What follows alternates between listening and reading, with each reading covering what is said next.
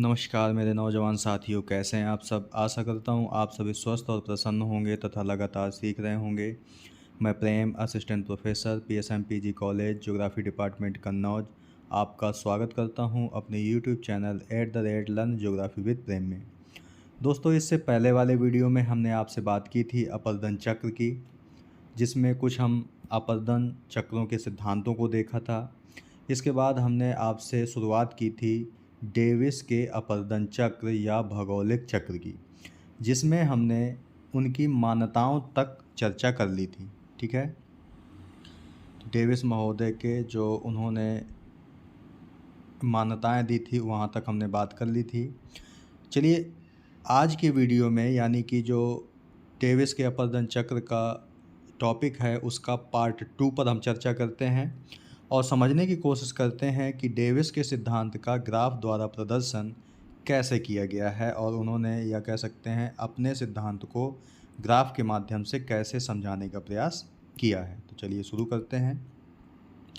इन्होंने बताया कि संरचना वाले भाग, यहाँ पे दोस्तों समान होगा, नहीं ठीक, समांग संरचना, समांग संरचना वाले धरातलीय भाग में उत्थान के साथ अपर्दन चक्र प्रारंभ होता है। ठीक है, ये बात कही थी उन्होंने, लेकिन उन्होंने क्या बताया था कि जो उत्थान की अवधि होती है वो बहुत लघु होती है, यानी कि बहुत कम समय में होती है और तीव्र गति से होता है। यानी कि ये समतल भूभाग है अगर, और ये अंतर्जात बल के द्वारा इस भाग का उत्थान होगा तो बहुत कम समय में होगा और तीव्रता से हो जाएगा। ठीक है, इसके बाद ही फिर चक्र प्रारंभ होता है और इस लघु और तीव्र गति वाली अवधि को इन्होंने चक्रीय अवधि के अंतर्गत सम्मिलित नहीं किया जाता। ठीक है, यानी कि इस अवधि को जब तक धरातलीय भाग का उत्थान होता है वो उसे डेविस महोदय ने अपर्दन चक्र में शामिल नहीं किया, जबकि इसे एक नया नाम दिया था इन्होंने। इस अपर्दन चक्र की तैयारी की अवस्था, यानी अपर्दन चक्र तैयारी की अवस्था या प्रारंभिक अवस्था के नाम से जाना जाता है। इस अवस्था को तो आप दोस्तों आपको याद रखना है, क्योंकि इनके जो आलोचक हैं पेंक महोदय इसका एक नाम देंगे। ये तो इन्होंने केवल प्रारंभिक अवस्था बताया है, तो ये आपको डिफरेंस याद रखना है। ये दोस्तों डेविस महोदय के द्वारा दिया गया ग्राफिकल चित्र है, जिसके माध्यम से उन्होंने अपर्दन चक्र को समझाने की कोशिश की है। ठीक है, इसमें आप देख पा रहे होंगे का और गा जो रेखा है वो समय को बता रही है, टाइम को, और जो का और खा रेखा है ये निरपेक्ष ऊंचाई को बता रही है। ठीक है, तो ये भी आपको याद रखना है। यहाँ पे हम दोस्तों आपको बता दें कि निरपेक्ष ऊंचाई क्या होती है।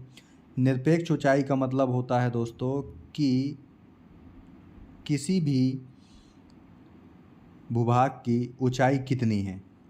मान लीजिए जैसे हम कहें कि एक ये पर्वत है, पर्वत की ऊंचाई 800 मीटर है समुद्र तल से। ठीक है, सागर तल से इसकी ऊंचाई 800 मीटर है, तो ये इसकी निरपेक्ष ऊंचाई है। लेकिन जब हम बात करते हैं कि ये भूभाग दूसरे भूभाग से 200 मीटर ऊंचा है, तो ये इसकी सापेक्ष ऊंचाई है। ठीक है, अभी हम आगे आपको बताएंगे कि क्या क्या चीज़ें हैं, तो इसको भी हम देखते चलेंगे और एक एक पॉइंट को एक्सप्लेन भी करते चलेंगे। ग्राफ द्वारा अपर्दन चक्र के मॉडल को प्रदर्शित किया गया है। यहाँ पे दोस्तों बताया गया है कि यूसी का मतलब है दोस्तों अपर कर्व, अपर कर्व। तो जो यूसी कर्व है वो धरातलीय भाग की सागर तल से निरपेक्ष ऊंचाई को प्रदर्शित करता है। ठीक है, तो ये आपको याद रखना है, निरपेक्ष ऊंचाई को प्रदर्शित करता है और ये ऊपरी वक्र पहाड़ियों के शिखर या जल विभाजकों के शिखर को भी प्रदर्शित करता है। जबकि एलसी, यानी कि जो एलसी मतलब लोअर कर्व, जो निचला कर्व है आपका वक्र है वो सागर तल से न्यूनतम उच्चावच या नदियों की घाटियों की तली को इंगित करता है। ठीक है, तो ये आपको याद रखना है कि यूसी किस चीज़ को ये इंगित करता है और एलसी। अब हम अगर ग्राफ में देखें तो यहाँ पर देख पा रहे हैं ये आपकी एक यूसी रेखा है, कर्व है, जो कि क्या बता रहा है, सागर तल से निरपेक्ष ऊंचाई को बता रहा है। ठीक है, अधिकतम ऊंचाई। और ये पहाड़ियों के शिखर और जल विभाजकों के शिखर को भी बता रहा है। जबकि जो एलसी रेखा है ये वाली, यह नदियों की निम्नतम घाटी तल को बता रहा है। यानी कि जो नदी है इस रेखा से नीचे अपनी घाटी को गहरा नहीं कर सकती है। तो ये आप एलसी और यूसी समझ गए क्या है। इसके बाद आगे देखते हैं। जो दोस्तों क्षैतिज रेखा है का और गा, वो समय की परिचायिका यानी कि समय को बता रही है। जबकि जो लंबवत रेखा का और खा है वह ऊंचाई यानी सागर तल से ऊंचाई को दिखाती है, यानी निरपेक्ष ऊंचाई को। अब ग्राफ में देखें अगर, तो ये आपकी का और गा रेखा है जो समय को बता रही है, और ये का और खा रेखा है जो सागर तल से निरपेक्ष ऊंचाई को बता रही है। ठीक है, इसके आगे देखते हैं। इसके बाद जो दोस्तों आ और सा रेखा है वो सागर तल से अधिकतम निरपेक्ष उच्चावच को प्रदर्शित करती है। आ और सा रेखा सागर तल से अधिकतम निरपेक्ष उच्चावच को प्रदर्शित करती है। जबकि बा और सा रेखा प्रारंभिक सापेक्षिक उच्चावच को प्रदर्शित करती है। ठीक है, यहाँ पे दोस्तों सापेक्षिक उच्चावच आपको समझ लेना चाहिए क्या है। उच्चस्थ यानी कि उच्च और निम्नस्थ यानी कि निम्न भागों के लंबवत अंतर को, ठीक है, लंबवत अंतर को सापेक्षिक उच्चावच या मात्र उच्चावच के नाम से जाना जाता है। ठीक है, यानी कि उच्चस्थ और निम्नस्थ स्थानों का अंतर सापेक्षिक उच्चावच कहलाता है। अब हम आशा और बासा रेखाओं को भी देख लेते हैं। दोस्तों ये है आ और ये है सा। आ और सा सागर तल से निरपेक्ष अधिकतम ऊंचाई को बता रहा है। ठीक है, जबकि जो बा और सा है वो सापेक्षिक ऊंचाई बता रहा है सागर तल से। तो ये आपको याद रखना है। ठीक है, आगे देखते हैं। इसके बाद आ, दा और ला रेखा जो है वो अपर्दन के आधार तल मतलब जो सागर तल के बराबर होता है, आधार तल आपको याद रखना है जो सागर तल के बराबर होता है, को प्रदर्शित करती है। ज्ञातव्य है कि कोई भी नदी आधार तल यानी सागर तल से नीचे अपनी घाटी को गहरा नहीं कर सकती, क्योंकि वो ऐसा अगर करती है तो सागर का जल उसकी घाटी में घुसने लगेगा, और ऐसा हो ही नहीं सकता। यानी कोई भी नदी है वो अपनी घाटी को तब तक गहरा करती है जब तक वो सागर तल या आधार तल को प्राप्त नहीं कर लेती। तो ये आ, दा और ला जो रेखा है ये आधार तल को ही प्रदर्शित करती है। देख लेते हैं आ और दा और ला रेखा कौन सी है। तो ये आ, दा और ला रेखा जो है ये बेस लेवल यानी कि आधार तल को प्रदर्शित कर रही है। ठीक है, और जो दोस्तों का और गा रेखाएं हमने बताया था आपको, ये समय को प्रदर्शित करती हैं। समय को 3 भागों में बांटा गया है, तरुणावस्था, प्रौढ़ावस्था और जीढ़ावस्था। ये भी हम अभी देखेंगे आपका। इसके बाद आगे है दोस्तों कि जो या और रा रेखा है, या रा रेखा अधिकतम सापेक्षिक उच्चावच के समांतर है। यानी या और रा रेखा अधिकतम सापेक्षिक उच्चावच को बताती हैं, इंगित करती हैं। सा के बाद जो स्थल खंड है, यानी कि जो सा के बाद स्थल खंड का उत्थान समाप्त हो जाता है। परिणाम स्वरूप प्रारंभिक अवस्था आपको याद रखना है कि जब अपर्दन चक्र प्रारंभ नहीं होता है तब तक की अवस्था प्रारंभिक अवस्था बताई थी इन्होंने। और ये कब तक बताई थी, जब तक भूखंड का उत्थान होता है और वह अवधि लघु होती है और तीव्र गति से होता है। इसे उत्थान की अवस्था भी कहते हैं, का समापन हो जाता है। अब अपर्दन प्रारंभ होता है। ठीक है, तथा संपूर्ण चक्र 3 अवस्थाओं तरुणावस्था, प्रौढ़ावस्था और जीढ़ावस्था से गुजरता है। ठीक है, देख लेते हैं इसे भी हम। ये दोस्तों या और रा रेखा है जो कि अधिकतम सापेक्ष उच्चावच को प्रदर्शित कर रही है। ठीक है, और ये आपका सा पॉइंट है, ये सा पॉइंट है आपका।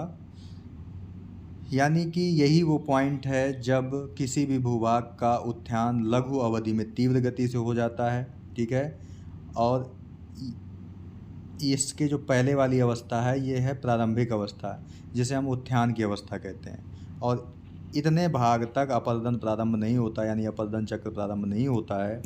और सातक उत्थान पूरा हो जाने के बाद अपर्दन चक्र की शुरुआत होती है डेविस महोदय के अनुसार। ठीक है। और ये अपर्दन चक्र 3 अवस्थाओं में डिवाइड है, तरुण अवस्था, प्रौढ़ावस्था और जीर्ण अवस्था। इसे भी हम देखते हैं।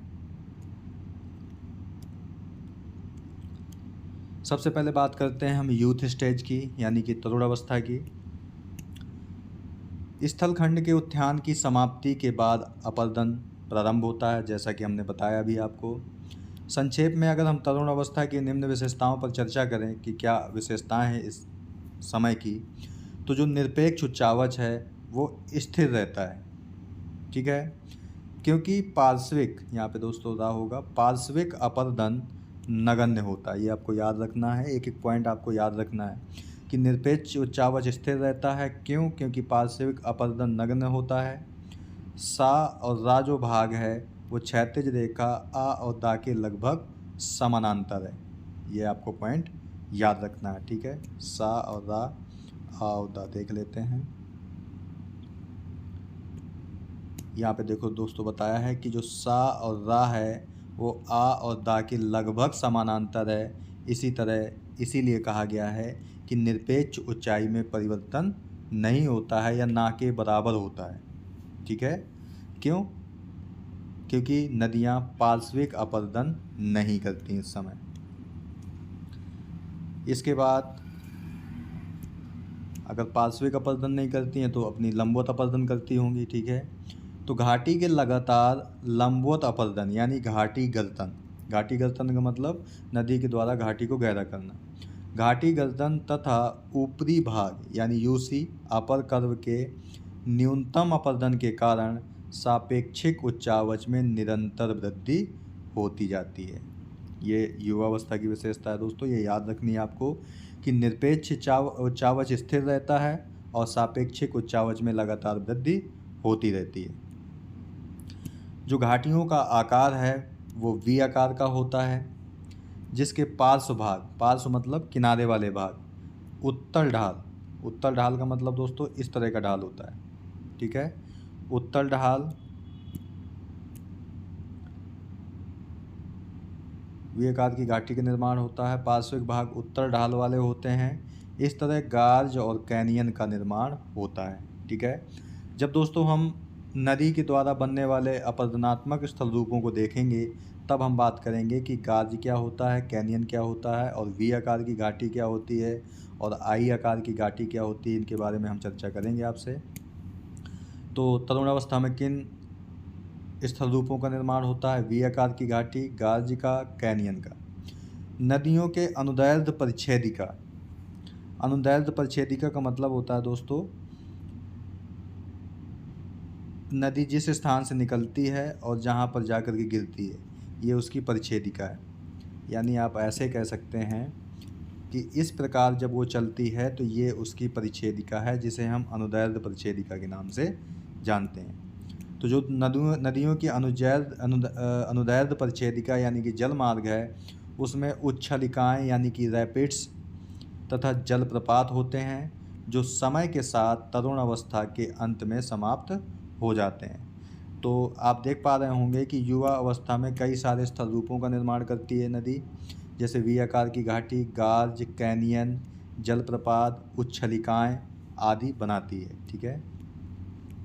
अगर हम और बात करें युवावस्था की, तो आर्द्र प्रदेशों में, आर्द्र मतलब जहाँ पे टेम्परेचर भी बहुत ज़्यादा है और वर्षा भी बहुत ज़्यादा है। ठीक है। आर्द्र प्रदेशों में बहता पानी घाटी को लंबवत रूप से अपर्दन करता है। घाटी में पार्श्व अपर्दन की तुलना में ऊर्ध्वाधर अपर्दन अधिक होता है। ऊर्ध्वाधर का मतलब होता है दोस्तों लंबवत अपर्दन, यानी नदी घाटी को गहरा करती है, ना कि किनारे को अपने। ठीक है। आप ऐसे देख पा रहे हैं, अगर ये नदी की घाटी है तो अगर इस भाग का अपर्दन होगा तो वो पार्श्विक अपर्दन है, और अगर इस भाग का अपर्दन होगा तो वो ऊर्ध्वाधर यानी कि लंबवत अपर्दन है, अधिक होता है। इस अवस्था में घाटी के शिखर का क्षरण नहीं होता है। जाहिर सी बात है, लंबवत अपरदन होगा तो घाटी का शिखर क्षरण का मतलब कमी नहीं आएगी। शिखर और घाटी के बीच की खाई बढ़ती जाती है। जाहिर सी बात है दोस्तों कि ये मान लीजिए घाटी है आपकी, और इसका अगर गहरी होती चली जाएगी, मान लीजिए पहले यहाँ से है, अब यहाँ से हो गई, अब यहाँ से हो गई, तो ये शिखर है आपका, तो शिखर और घाटी के बीच की दूरी लगातार बढ़ती चली जाएगी। इसी कारण से इस चरण में गहरे घाटियों का निर्माण होता है। इस चरण में घाटियों की एक खड़ी ढाल होती है, ठीक है। इस अवस्था में वी आकार की घाटी का निर्माण होता है। वी आकार की घाटियाँ आमतौर पर हिमालयी क्षेत्रों में पाई जाती हैं। हम कह सकते हैं कि हिमालयी क्षेत्र अपरदन चक्र के युवा चरण में है। तो ये भी आपको याद रखना है कि हिमालय किस चरण में है, तो युवावस्था में। क्यों? क्योंकि वहाँ पर वी आकार की घाटियाँ मिलती हैं। इसके बाद अगली जो अवस्था है उसका नाम है प्रौढ़ावस्था, यानी मेच्योर स्टेज। प्रौढ़ावस्था के प्रारंभ होते ही पार्श्विक अपरदन यानी कि लेटरल इरोजन प्रारंभ हो जाता है। यानी अब जो ये नदी की घाटी है, पहले तो इधर का अपरदन हो रहा था युवावस्था में, अब इस भाग का अपरदन होगा, दोनों के किनारों का अपरदन, जिसे हम पार्श्विक अपरदन कहते हैं। तो प्रौढ़ावस्था के प्रारंभ होते ही पार्श्विक अपरदन प्रारंभ हो जाता है, अर्थात घाटियों की चौड़ाई बढ़ने लगती है। अभी तक क्या गहराई बढ़ रही थी। इस प्रक्रिया को घाटी का चौड़ा होना यानी कि वैली वाइडनिंग कहते हैं। अधिकांश जो सरिताएं हैं यानी कि नदियां हैं, अपरदन के आधार तल के अनुरूप प्रवृत्त हो जाती हैं। घाटी का गहरा होना निहायत कम हो जाता है, अभी बंद नहीं हुआ है लेकिन कम हो जाता है। पहाड़ियों तथा जल विभाजकों के शिखरों का भी अपरदन प्रारंभ हो जाता है। देखो, युवावस्था में शिखर और जो शिखर थे, जो जल विभाजक थे, उनका अपरदन नहीं हो रहा था, लेकिन अब प्रौढ़ावस्था में प्रारंभ हो जाता है। परिणाम स्वरूप ऊपरी वक्र यानी यूसी में गिरावट आने लगती है, ठीक है। तो ये भी आपको याद रखना है, अर्थात अब निरपेक्ष उच्चावच भी कम होने लगता है। यानी कि निरपेक्ष उच्चावच युवावस्था में स्थिर था, लेकिन अब इसमें कम होने लगता है, और युवावस्था में सापेक्ष उच्चावच बढ़ रहा था, लेकिन यहाँ पे निरपेक्ष और सापेक्ष उच्चावच दोनों में ह्रास होने लगता है, यानी कमी आने लगती है। पार्श्विक अपरदन के कारण तरुण अवस्था की जो वी आकार की घाटी है, घाटियों का चौड़ी घाटियों में परिवर्तित हो जाती हैं। यानी वी आकार की घाटियाँ अब चौड़ी होने लगती हैं। ये घाटियाँ कम गहरी तथा समहाल या सरल रेखी ढाल, यहाँ पे ढाल होगा दोस्तों, ढाल वाली होती हैं, ठीक है। तरुण अवस्था में तीव्र गर्तन का मतलब गहरा करना, ठीक है। तीव्र गर्तन के कारण जलमार्ग ढाल कम हो जाता है, अतः प्रौढ़ावस्था में मंद जलमार्ग ढाल के कारण नदियों का प्रवाह वेग कम हो जाता है, जिससे उनकी परिवहन क्षमता कम हो जाती है। किसी भी नदी का अगर प्रवाह वेग कम हुआ तो परिवहन क्षमता भी कम हो जाती है, जिस कारण घाटी गर्तन मंद पड़ जाता है, यानी कि घाटियों को गहरा नहीं कर पाती वो। परंतु पार्श्विक अपरदन के कारण घाटियों का चौड़ा होना अधिक सक्रिय हो जाता है। संक्षेप में अगर इस अवस्था के विशेषताओं पर बात करें तो इस चरण में घाटी में लंबवत अपरदन की तुलना में पार्श्व अपरदन अधिक होता है। घाटियों के निचले कटाव की तुलना में घाटी के शिखर का अधिक अपरदन होता है। इस चरण में कम ढाल में कमी आती है, यानी कि जो ढाल है वो कमी आती है। इस चरण में वी आकार की घाटी यू आकार की घाटी में परिवर्तित हो जाती है। यू आकार की घाटियाँ लद्दाख में पाई जाती हैं। वी आकार की घाटियाँ कहाँ भारत में पाई जा रही थी? हिमालय में, और ये पाई जाती हैं लद्दाख में। इसलिए हम कह सकते हैं कि लद्दाख अपरदन चक्र के दूसरे चरण में है। ये आपको डिफरेंस याद रखना है दोस्तों, हिमालय पहले चरण में है, लद्दाख दूसरे चरण में। इसके बाद अगली अवस्था है जिसका नाम है जीर्णावस्था यानी ओल्ड स्टेज। इसमें निम्नवत या लंबवत अपरदन यानी कि जो घाटी गहरी कर रही थी नदी, निम्नवत या लंबवत अपरदन यानी कि घाटी का गर्तन का स्थगन हो जाता है, यानी कि पूर्णतः समाप्त हो जाता है। नदी अपनी घाटी को अब बिल्कुल भी गहरा नहीं करती। जीर्णावस्था प्रारंभ हो जाती है, परंतु पार्श्विक अपरदन तथा घाटी के चौड़ा होने का कार्य अब भी जारी रहता है, ठीक है। तो ये आपको याद रखना है कि प्रौढ़ावस्था में होता है पार्श्विक अपरदन और जीर्णावस्था में भी जारी रहता है। जो जल विभाजक हैं यानी अंतरसरिता क्षेत्रों के आकार में अधाक्षय यानी कि डाउन वेस्टिंग यानी कमी आती है, तथा पृष्ठवर्ती अपरदन यानी बैक वास्टिंग के कारण ह्रास होने लगता है। परिणाम स्वरूप जो ऊपरी वक्र है उसमें तेज़ी से गिरावट आने लगती है। प्रौढ़ावस्था में भी कमी आई थी, जीर्णावस्था में भी कमी आती है यूसी कर्व में, लेकिन युवावस्था में नहीं आई थी। अर्थात अब निरपेक्ष उच्चावच तेज़ी से घटने लगता है। ठीक है, ये दोस्तों ये थोड़े थोड़े डिफरेंस हैं, यही आपको याद रखने हैं कि कब निरपेक्ष उच्चावच घटता नहीं है, कब घटने लगता है। इस अवस्था में जलमार्ग ढाल के निहायत कम हो जाने के कारण गतिज ऊर्जा यानी काइनेटिक एनर्जी न्यूनतम हो जाती है, जिस कारण लंबवत अपरदन या घाटी गर्तन नहीं हो पाता है। ठीक है, क्यों नहीं घाटी अपरदन होता है? क्योंकि गतिज ऊर्जा कम हो जाती है। निरपेक्ष तथा सापेक्ष उच्चावच दोनों न्यूनतम हो जाते हैं। ठीक है, तो ये भी डिफरेंस आपको याद रखना है। घाटियाँ उथली तथा अत्यधिक चौड़ी हो जाती हैं, जिनके पार्श्व ढाल अवतल हो जाते हैं। अवतल का मतलब दोस्तों इस प्रकार हो जाते हैं, सॉरी दोस्तों, अवतल का मतलब इस प्रकार ढाल हो जाता है। ठीक है, और उत्तल का मतलब इस प्रकार ढाल होता है। इस अवस्था में समतल स्थलखंड निम्न उच्चावच वाला होता है, जिस पर नदियाँ मियांडर बनाती हैं। दोस्तों नदियाँ मियांडर का मतलब नदियाँ जब लहराते हुए चलती हैं तो इसे हम मियांडर्स कहते हैं। मियांडर्स बनाती हुई विस्तृत बाढ़ मैदानों का निर्माण करती हैं। इस लगभग समतल मैदान में, यानी कि समतल मैदान हो जाता है, समतल मैदान को डेविस ने पेनी प्लेन यानी संप्राय मैदान का नाम दिया। ये दोस्तों अभी हमने आपको पहले वाले वीडियो में बताया था कि पेनी प्लेन नाम किसने दिया था, तो डेविस ने दिया था। ठीक है, और किसके लिए? जो समतल मैदान है उसे इन्होंने पेनी प्लेन का नाम दिया। इसकी सतह पर उत्तल अवतल ढाल वाली कम ऊंचाई वाली बिखरी अवशिष्ट पहाड़ियाँ पाई जाती हैं। कौन सी? उत्तल अवतल ढाल वाली, कम ऊंचाई वाली और बिखरी अवशिष्ट पहाड़ियाँ पाई जाती हैं। इन्हें डेविस महोदय ने मोनार्ड नाग की संज्ञा प्रदान की। ये शब्द भी आपको याद रखना है, मोनार्ड नाग की संज्ञा प्रदान की। मोनार्ड नाग का नामकरण संयुक्त राज्य अमेरिका के न्यू हैम्पशायर की मोनार्ड नाग पहाड़ी के नाम पर हुआ है। यानी अमेरिका का एक क्षेत्र है न्यू हैम्पशायर, वहाँ पर एक पहाड़ी पाई जाती है मोनार्ड नाग। इसी के नाम पर उत्तल अवतल ढाल वाली कम ऊंचाई वाली बिखरी हुई अवशिष्ट पहाड़ियों को डेविस महोदय ने मोनार्ड नाग नाम दिया है।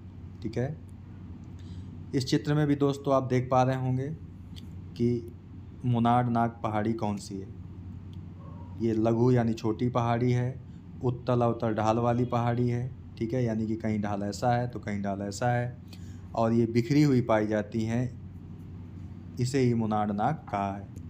इंडिया में भी दोस्तों बुंदेलखंड क्षेत्र में बहुत से मोनार्ड नाग पहाड़ियाँ देखने को मिलती हैं। ठीक है, कभी मौका मिले अगर आपको जाने का तो इन चीज़ों को आप लोकेट कर सकते हैं। संक्षेप में अगर हम इस अवस्था के विशेषताओं पर बात करें तो इस अवस्था में घाटी का ऊर्ध्वाधर अपरदन यानी कि लंबवत अपरदन रुक जाता है, क्योंकि यह अपरदन के आधार स्तर तक पहुंच जाती है। इस चरण में खुली घाटी, मियांडर्स और बाढ़ के मैदान बनते हैं।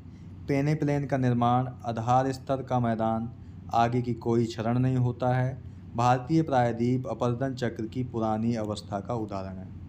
तो आपको भारत में भी तीनों उदाहरण देखने को मिल गए। युवावस्था का उदाहरण हिमालय है, प्रौढ़ावस्था का उदाहरण लद्दाख है, और प्रायद्वीप पठार जीर्णावस्था का उदाहरण है। ठीक है, अब थोड़ा हम फिर से चित्र पर अगर जाएं तो देखेंगे जो ग्राफ दिया था डेविस महोदय ने, जो ग्राफ दिया है दोस्तों, ये जो भाग है इसे ही डेविस ने पेनी प्लेन कहा है, पेनी प्लेन। ठीक है, और ये जो उत्तल अवतल पहाड़ी है, जो अवशिष्ट और लघु यानी कम ऊंचाई वाली पहाड़ी है, इसे इन्होंने मोनार्ड नाग कहा था। ठीक है, तो ये दोस्तों आपको याद रखना है। दोस्तों आज की वीडियो में यहीं तक। आज हमने आपसे बात की डेविस के सिद्धांत का ग्राफ के द्वारा प्रदर्शन, जिसमें कई सारी चीज़ों को हमने देखा। इसमें हमने अवस्थाओं को देखा, तरुण अवस्था में क्या क्या विशेषताएं होती हैं, निरपेक्ष उच्चावच और सापेक्ष उच्चावच की क्या विशेषताएं, क्या कंडीशन होती है। घाटी गहरा गर्दन करती है यानी अपनी घाटी को गहरा करती है या अपने किनारे को काटती है, इसे भी हमने देखा। इसके साथ साथ हमने प्रौढ़ावस्था में यही सारी चीज़ें देखी कि निरपेक्ष और सापेक्ष उच्चावच क्या होते हैं, क्या प्रभाव पड़ता है। घाटी को गहरा करती है नदी या किनारों को, इससे किस प्रकार के स्थल रूपों का निर्माण होता है। इसी प्रकार हमने प्रौढ़ावस्था में भी देखा, जीर्णावस्था में भी देखा कि क्या क्या प्रभाव होते हैं, और साथ ही देखा पेनिप्लेन क्या होता है और मोनाड नाक क्या होता है। ठीक है दोस्तों, तो आज की वीडियो में यहीं तक। ये डेविस के अपरदन चक्र सिद्धांत का पार्ट 2 है। ठीक है, पार्ट 3 में हम इस सिद्धांत को कंप्लीट कर लेंगे। ठीक है दोस्तों, तो मिलते हैं आपसे नेक्स्ट वीडियो में एक नए टॉपिक, एक नए पार्ट के साथ यानी पार्ट 3 के साथ। तब तक के लिए नमस्कार। आप प्रसन्न रहिए, खुश रहिए, मुस्कुराते रहिए, लगातार सीखते रहिए, कभी अपने लिए तो कभी अपनों के लिए। धन्यवाद। जय हिंद दोस्तों।